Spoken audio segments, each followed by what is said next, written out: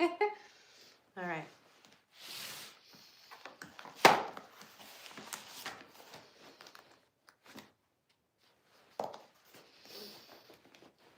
Freezing. All right. What trauma is and what it does. Trauma's imprint is more endemic than we realize. That may seem a puzzling statement as trauma has become something of a catchword in our society.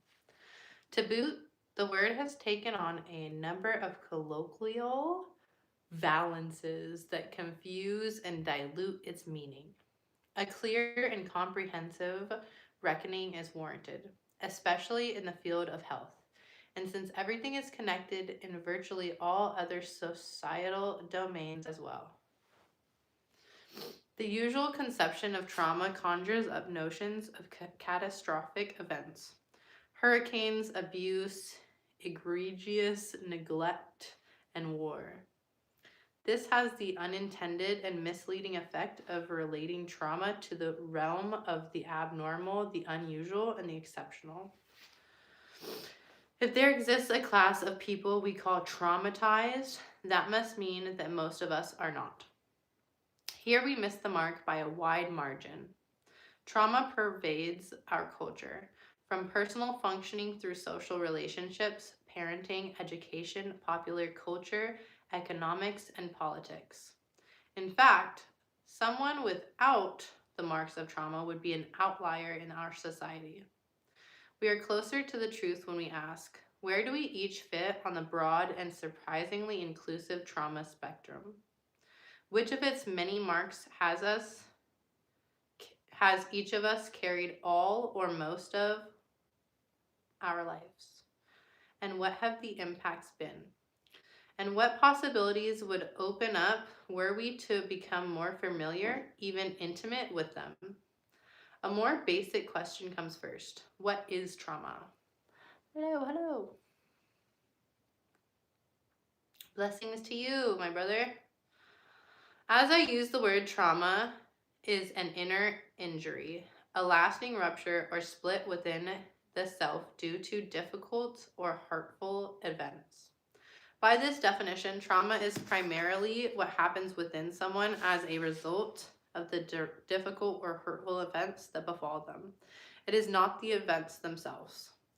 Trauma is not what happens to you, but what happens inside of you, is how I formulate it. Think of a car accident where someone sustains a concussion. The accident is what happened, the injury is what lasts. Likewise, trauma is a psychic injury, lodged in our nervous systems, mind, and body, lasting long past the originating incidents, triggerable at any moment. It is a constellation of hardships composed of the wound itself and the residual burdens that our woundedness imposes on our bodies and souls. The unresolved emotions they visit upon us. The coping dynamics they dictate us. The tragic or melodramatic or neurotic scripts we unwittingly but inexplorably live out, and not least, the toll these take on our bodies.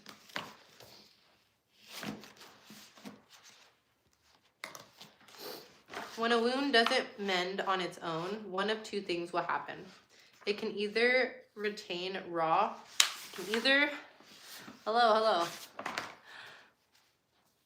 It can either remain raw or, more commonly, be replaced by a thick layer of scar tissue. As an open sore, it is an ongoing source of pain and a place where we can be hurt over and over again by even the slightest stimulus. It compels us to be ever vigilant, always nursing our wounds, as it were, and leaves us limited in our capacity to move flexibly and act confidently lest we be harmed again. The scar is preferable, providing protection and holding tissues together, but it has its drawbacks. It is tight, hard, inflexible, unable to grow, a zone of numbness. The original, healthy, alive flesh is not regenerated. Raw wound or scar, unresolved trauma is a constriction of the self, both physical and psychological. It constrains our inborn capacities and generates an enduring distortion of our view of the world and of other people. Trauma, until we work through it, keeps us stuck in the past, robbing us of the present moment's riches, limiting who we can be. By impelling us to suppress hurt and unwanted parts of the psyche, it fragments the self. Until seen or acknowledged, it is a barrier to growth.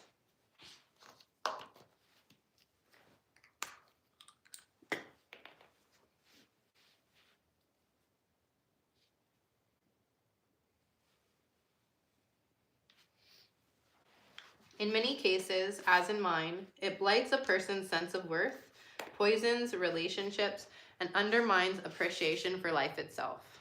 Early in childhood, it may even interfere with healthy brain development. And as we will witness, trauma is an antecedent and a contributor to illness of all kinds throughout the lifespan. Taken together, these impacts constitute a major and foundational impediment to flourishing for many, many people. To quote Peter Levine once more, trauma is perhaps the most avoided, ignored, belittled, denied, misunderstood, and untreated cause of human suffering. Two types of trauma. Before we go on, let's distinguish two forms of trauma. The first, the sense in which clinicians and teachers like Levine and van der Kolk usually employ the word, involves automatic responses and mind-body adaptations to specific, identifiable, hurtful, and overwhelming events, whether in childhood or later. As my medical work taught me, and as research has amply shown, painful events happen to many children, from outright abuse or severe neglect in the family of origin to the poverty or racism or oppression that are daily features of many societies. The consequences can be terrible, far more common than usually acknowledged. Such trauma give rise to multiple symptoms and syndromes, and to conditions diagnosed as pathology, physical or mental. A linkage that remains almost invisible to the eyes of mainstream medicine and psychiatry, except in specific diseases like post-traumatic stress disorder. This kind of injury has been called by some capital T trauma. It underlines much of what gets labeled as mental illness. It also creates a predisposition to physical illness by driving inflammation, elevating psychological stress, and impairing the healthy functions of genes, among many other mechanisms. To sum up then, capital T trauma occurs when things happen to vulnerable people that should not have happened. As for example, a child being abused or violence in the family, or a rancorous divorce, or the loss of a parent.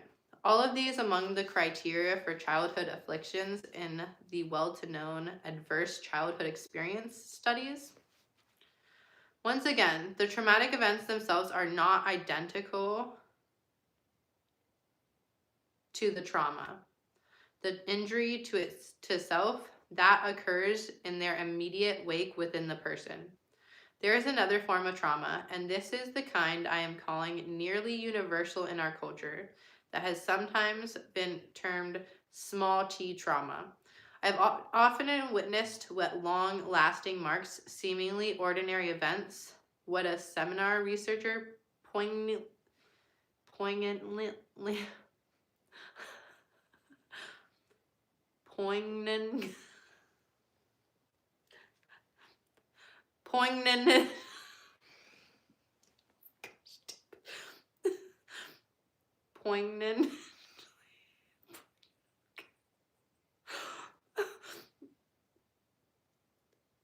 what a seminar researcher poignantly called the less memorable but hurtful and far more prevalent misfortunes of childhood can leave on the psyches of children. These might include bullying by peers, the casual but repeated harsh comments of a well-meaning parent, or even a lack of sufficient emotional connection with the nurturing adults.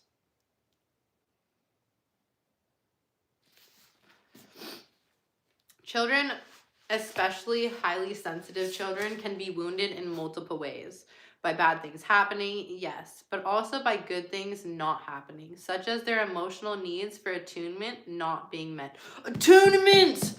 Attunement! We know that word.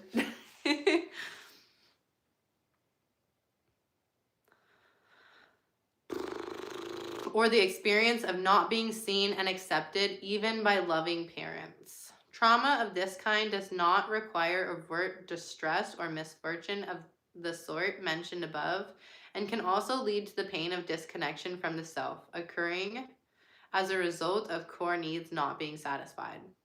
Such non-events are what British pediatrician D.W. Winnicott referred to as nothing happening when something might profitably have happened. A subject we will return to when we consider human development. The traumas of everyday life can easily make us feel like a motherless child, writes the psychiatrist Mark Epstein. If, despite decades of evidence, Mark Epstein's Jeffrey Epstein's brother, which is really shocking. I don't know if they're actually related, but I find it very interesting that Mark Epstein is so. Anyways, I digress. If, despite decades of evidence, big T trauma has barely registered on the medical radar screen, small t trauma does not even cause a blip.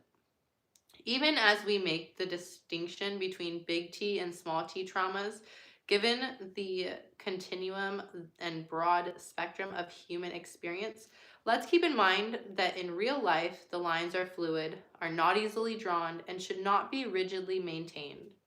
What the two types share is succinctly summarized by Bessel van der Kolk. Trauma is when we are not seen and known. Although there are dramatic differences in the way the two forms of trauma can affect people's lives and functioning, the big T variety in general being far more distressing and disabling, there is also much overlap. They both represent a fracturing of the self and one's relationship to the world. That fracturing is the essence of trauma. As Peter Levine writes, trauma is about a loss of connection to ourselves, our families, and the world around us. The loss is hard to recognize because it happens slowly over time. We adapt to these subtle changes, sometimes without even noticing them. As the lost connection gets internalized, it forges our view of reality. We come to believe in the world we see through its cracked lens. It is sobering to realize that we take ourselves to be and the ways we habitually act, including many of our seemingly strengths, the least and the most functional aspects of our normal selves, are often in part the wages of traumatic loss. It may also be disconcerting for many of us to consider that as happy and well-adjusted as we think ourselves to be, we may fall somewhere on the trauma spectrum, even if far from the capital T pole. Ultimately, comparisons fail. It doesn't matter whether we can point to other people who seem more traumatized than we are, for there is no comparing suffering. Nor is it appropriate to use your own trauma as a way of placing others above ours. You haven't suffered like I have, or as a cute goal to beat others back. Legitimate grievances when we behave destructively. We each carry our own wounds in our own way. There is neither sense nor value engaging them against those of others. What trauma is not? Most of us have heard someone, perhaps ourselves, say something like, "Oh my gosh, That movie last night was so disturbing. I left the theater traumatized. Or we've read a typical dismissive news story about university students agitated for content warnings, lest they be re traumatized by what they hear. In all these cases, the usage of understandable but misplaced, what people are actually referring to in these cases is stress, physical and or emotional. As Peter Levine apt points out, certainly all traumatic events are stressful, but not all stressful events are traumatic.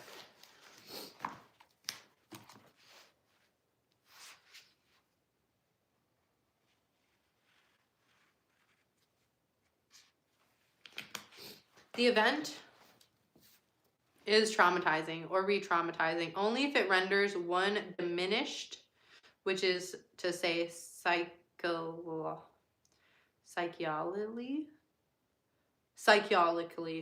or physically, more limited than before it was before in a way that persists. Much in life, including in art or in social intercourse or politics, may be upsetting, distressing, even painful without being newly traumatic. That is not to say old traumatic reactions having nothing to do with whatever's going on cannot be triggered by present day stressors. See, for example, a certain author arriving home from a speaking gig. That is not the same as being re-traumatized, unless over time it leaves us even more constricted than before. Here's a fairly reliable process of elimination checklist. It is not trauma if the following remain true over the long term. It does not limit you, constrict you, diminish your capacity to feel or think or to trust or assert yourself, to experience suffering without succumbing to despair or to witness it with compassion. It does not keep you from holding your pain or sorrow or fear without being overwhelmed and without having to escape habitually into work or compulsive self-soothing or self-stimulating by whatever means. You are not left compelled either to aggrandize yourself or to efface yourself for the sake of gaining acceptance or to justify your existence. It does not impair your capacity to experience gratitude for the beauty and wonder of life. If, on the other hand, you do recognize these chronic constraints in yourself, they might well represent trauma's shadow on your psyche, the presence of an unhealed emotional wound, no matter the size of the T. I will say that a few of those definitely were striking a chord, but I have worked really, really, really, really hard to get past those. Trauma separates us from our bodies.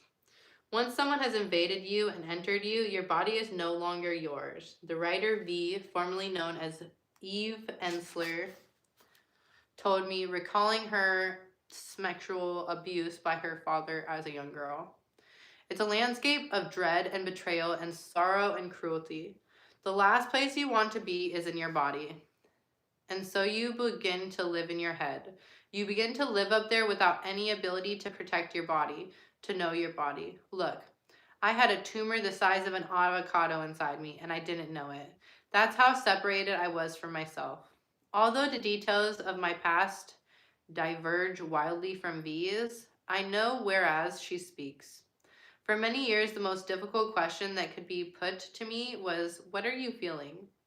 My customary response was an irritated, "How should I know?" I faced no such problem on being asked what my thoughts were. On those, I am tenured expert. I am a tenured expert. Not knowing how or what one feels, on the other hand, is a sure sign of disconnect from the body. What causes such a disconnect? In my case, the answer requires no speculation. As an infant in wartime Hungary, I endured chronic hunger and dysentery, states of acute discomfort thrown and dismissing to adults, let alone to a 1-year-old. I also absorbed the terrors and unrelented emotional distress of my mother. In the absence of relief, a young person's natural response, their only response really, is to repress and disconnect from the feeling states associated with suffering. one can no longer know one's body. Oddly, this self-estrangement can show up later in life in the form of an apparent strength, such as the ability to perform at a high level when hungry or stressed or fatigued. Pushing on without awareness of my need for pause, nutrition, and rest.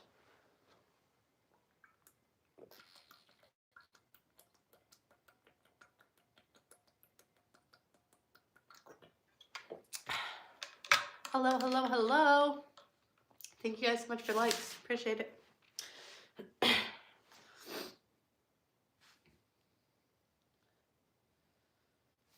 Alternatively, some people's disconnection from their bodies manifests as not knowing when to stop eating or drinking. The enough signal doesn't get through. In whatever form, disconnection is prominent in the life experience of traumatized people and is an essential aspect of the trauma constellation. As was the case for V, it begins as a natural coping mechanism on the organism's part, and a mandatory one. She could not have survived her childhood horrors had she stayed present in and aware of her moment-by-moment experience of physical and emotional torment, fully taking in what was happening. And so these coping mechanisms ride in on the wings of grace, as it were, to save our lives in short term. Over time, though, if unattended to, they become stamped on the psyche and soma, indelibly so, as conditioned responses harden into fixed mechanisms that no longer suit the situation. The result is chronic suffering, and frequently, as we proceed to explore, even disease. What was so remarkable about my encounter with cancer, V told me, was that the whole journey from waking up about 9-hour surgery and losing several organs and 20 nodes, I woke up with bags and tubes everywhere, everything coming out of me, but for the first time in my life, I was in my body. It was painful, but it was also exhilarating. It was like, I'm a body. Oh my gosh, I'm here. I'm inside this body. Her account of a sudden at-homeness in her physical self is emblematic of how healing works. When trauma shackles begin to loosen, we gladly reunite with the severed parts of ourselves. Trauma splits us off from gut feelings.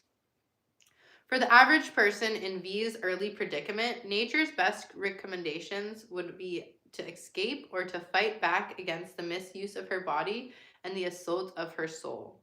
But therein lies the rub. Neither option is available to a small child. For to attempt either would be to put herself in further jeopardy.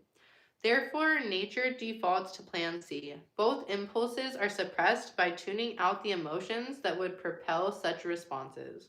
This suppression would seem to be akin to the freeze response that creatures often display when fight or flight are both impossible. The crucial difference is this. Once the hawk is gone, the possum is free to go with his business, his survival strategy having succeeded. A traumatized nervous system, on the other hand, never gets to unfreeze. We have feelings because they tell us what supports our survival and what detracts from our survival. The late neuroscientist Jack Panksepp once said, emotions, he stressed, emerge not from the thinking brain, but from the ancient brain structures associated with survival. They are drivers and grantors of life and development. Intense rage activates the fight response. Intense fear mobilizes flight. Therefore, if the circumstances dictate that these natural, healthy impulses to defend or run away must be quelled, their gut-level cues, the feelings themselves, will then be suppressed as well. No alarm, no mobilization. If this seems self-defeating, it is so only in a limited sense. On an existential level, it is the least worst option, being the only available one that reduces risk of further harm. The result is a tamping down of one's feeling world and often, for extra protection, the hardening of one's psychic shell. A vivid example is given by the writer Tara Westover in her best-selling memoir, Educated. Here she recalls the impact of abuse at the hands of a sibling, willingly ignored by her parents. Excuse me. The book is called, I know, right? The book is called The Myth of Normal, and it is by Gabor Mate. He is a doctor, I believe.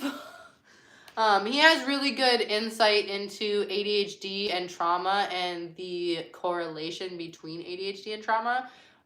This is a book just on trauma, but maybe ADHD might come into it. We're only got a couple more pages to go. A little bit more water. I saw myself as unbreakable, tender as stone. At first, I merely believed this until one day it became the truth. Then I was able to tell myself without lying that it didn't affect me, that he didn't affect me, because nothing affected me. I didn't understand how morbidly right I was, how I had hollowed myself out. For all my obsessing over the consequences of that night, I had misunderstood the vital truth, that it's not affecting me. That was its effect. Trauma limits response flexibility. A flashback to our chapter's tragic opening scene, only this time set in a parallel universe where my trauma imprints don't rule the day. The plane lands and Ray's texts pop onto my screen. That's not what I expected, I said to myself, but I get it. She's probably immersed in her painting. Nothing new there or nothing personal. Actually, I can empathize. How many times have I gotten so absorbed in work that the clock got away from me? Okay, taxi it is. I might well notice some disappointing feelings, in which case I allow myself to feel until they pass. In effect, I choose vulnerability over victimhood. Arriving home, there is no upset, no emotional detaching, no sulking, maybe some gentle teasing, but all within the bounds of loving humor and with affinity attacked. I would have thus exhibited what is called response flexibility, the ability to choose how we address life's inevitable ups and downs, its disappointments, triumphs, and challenges. Human freedom involves our capacity to pause between stimulus and response. In that pause, to choose the one response toward which we wish to throw our weight, wrote the psychologist Rollo May. Trauma robs us of that freedom. Response flexibility is a function of the mid-frontal portion of our cerebral cortex. No infant is born with any such capacity. Baby's behavior is governed by instinct and reflex, not conscious selection. The freedom to choose develops as the brain develops. The more severe, the earlier the trauma, the less opportunity response reflexibility has to become encoded in the appropriate brain circuits, and faster it becomes disabled. One becomes stuck in predictable automatic defense reactions, especially to stressful stimuli. Emotionally and cognitively, our range of movement becomes well nigh sclerotic. And the greater the trauma, the more stringent the constraints. The past hijacks and co-ops the present again and again. Is that it? All right. Trauma fosters a shame-based view of the self. One of the saddest letters I have ever received was from a Seattle man who had read my book on addiction, In the Realm of Hungry Ghosts, in which I show that addiction is an outcome, not the only one possible, but a prevalent one, of childhood trauma. 9 years sober, he was still struggling, had not worked for a decade, and was being treated for obsessive compulsive disorder, OCD. Although he found the book fascinating, he wrote, I resist the opportunity to blame my mother. I'm a piece of garbage because of me. I could only sigh, self-assaulting shame so easily Self-assaulting shame so easily moonlights as personal responsibility. Moreover, he had missed the point. There is nothing in the book that blamed parents or advocated doing so. In fact, I explained over several pages why parent blaming is inappropriate, inaccurate, and unscientific. This man's impulse to protect his mother was not a defense against anything I had said or implied, but against his own unacknowledged anger. Stored away in deep freeze and finding no healthy outlet, the emotions had turned against him in the form of self-hatred. Contained in the experience of shame, writes the psychologist Jernson Kaufman, is a perceiving awareness of ourselves as fundamentally deficient in some vital way as a human being. People bearing trauma scars almost uniformly develop a shame-based view of themselves at the core, a negative self-perception most of them are all too conscious of. Among the most poisoning consequences of shame is the loss of compassion for oneself. The more severe the trauma, the more total that loss. The negative view of self may not always penetrate conscious awareness and may even masquerade as its opposite, high self-regard. Some people encase themselves in an armored coat of grandiosity and denial of any shortcomings so to not feel that enervating shame. That self-puffery is as sure a manifestation of self-loathing as is abject self-deprecation, albeit a much more normalized one. It is a marker of our culture's insanity that certain individuals who flee from shame into shameless narcissism may even achieve great social, economic, and political status and success. Our culture grinds many of the most traumatized into the mud, but may also, depending on class background, economic resources, race, and other variables, raise a few to the highest positions of power. The most common form of shame assumes in this culture is the belief that I am not enough. The writer Elizabeth Wurtzel, who died of breast cancer at age 52 in 2020, suffered depression from an early age. Her childhood was traumatic, beginning with a secret deliberately kept from her about who her actual father was. I was intensely downcast, she chronicled in her autobiography piece for New York Magazine, with a chronic depression that began when I was about 10. But instead of killing my will, it motivated me. I thought if I could be enough at whatever task, great or small, that was before me, I might have a few minutes of happiness. That conviction of one's inadequacy had fueled a great many glittering careers and instigated many instances of illness, often both in the same individual. All right, you guys, that is our 10 pages. I see that there is one person still in here. Thank you for sticking by me. I wanted to just recap what we just read. And that was, we covered what big T and little t traumas are, and that a lot of people have trauma that they are not aware of because they don't spend the time to actually do the inner work and pay attention to the things that they have spent their whole life covering up, which can lead to limited response flexibility. In the beginning of the book, he talked about how his wife wasn't going to wait for his flight to pick him up, and so he was really upset, and he kind of gave her the cold shoulder for a day or two.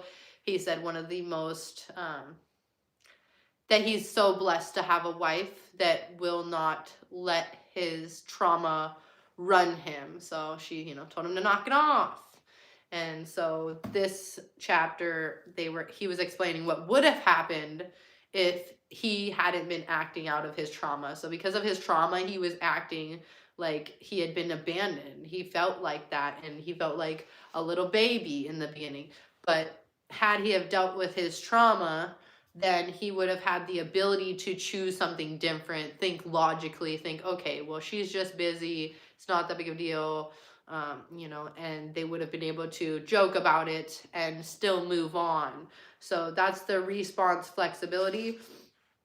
And then trauma, fostering a shame-based view of self. So they said that, either this can be someone that talks about like, oh, I'm crap, or makes fun of themselves or downs themselves, or on the other flip of the coin, but boasts themselves up and talks about how they're the greatest and they're the best and they're, nobody can be better than them. And both of those can stem from a shame wound. Because as a child, as a baby and a child, we don't have the cognitive understanding about what's going on. The adults are just stressed out, they're overwhelmed, they're have addictions. Our brains don't know how to process that. So instead of processing it and thinking, oh, they did something or they're struggling, we internalize it as children, and we think there's got to be something wrong with us. There's got to be something wrong with us. Yeah, and that can be from traumatic things that happen to you, and it can also happen from things that were supposed to happen to you but didn't. Something that I have been visiting a lot in the past few weeks was I grew up and I had a lot of people in my I was always looking out at audiences. I always got awards and I got recognition from the school multiple times. And whenever I looked out into the crowd, nobody was really there for me. And so I had developed this feeling that these times that were really important and big were not important. And so that is trauma that I am working through, and we'll talk about that later on. But yeah, if you're going through something, it might have to do with things from your youth and from your childhood that you just haven't taken the time to stop and go, how come I'm feeling this? Why do these thoughts keep presenting? How come these things are making me have an emotional reaction that feels bigger than the moment? So that's what this book is about. Thank you for taking the time to listen to these couple pages with me, and we will pick up tomorrow. Love you. Bye.